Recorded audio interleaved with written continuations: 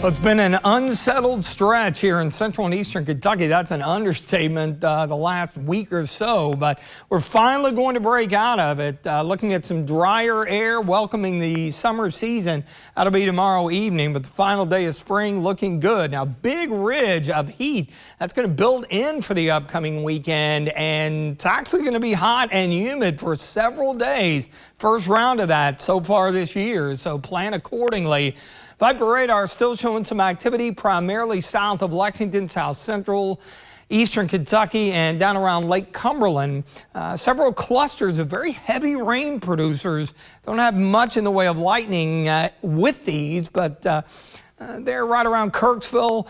They're in western Madison County and down in the northern part of Rockcastle County, stretching back into south central Lincoln County, and then over into eastern Kentucky, just southeast of the radar site into northern Perry, and then stretching over into parts of, say, northern Knott County, southern part of McGoffin County as well. And then, as mentioned, right over Lake Cumberland, back toward Jamestown and Russell Springs. We had some heavy rain, a lot of lightning, very torrential here during the early part of the afternoon. A lot of it's driven by some upper level energy that's hanging back over the Ohio Valley. The main surface cold front right on the nose of that. That's where the organized severe storms have been through parts of Virginia and down into the Carolinas. Mount Sterling, Montgomery County, 79, mixed clouds and sunshine. Note, a little breezy northwest wind at about 10 to 15. Jackson County near McKee. Of course, you still have a few scattered storms in your neck of the woods, 78 there. So where we've got a little bit of rain, we're in the upper 70s to around 80, where it started to clear out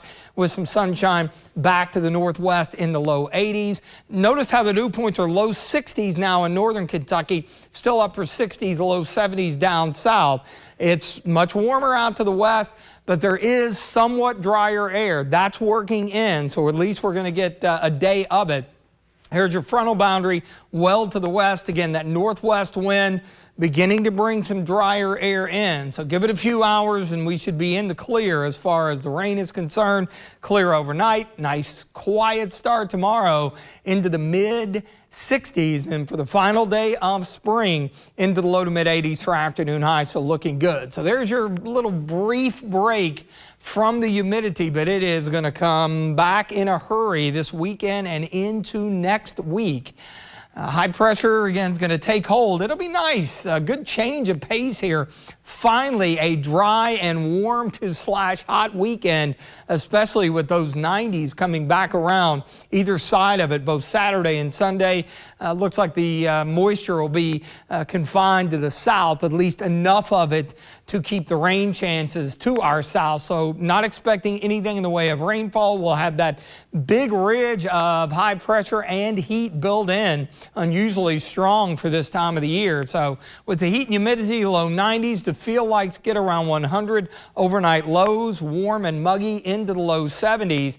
And a little bit of a summer sizzle right on cue here. So beginning Sunday and into Monday and Tuesday, as those temperatures creep into the low and possibly even mid-90s for afternoon highs.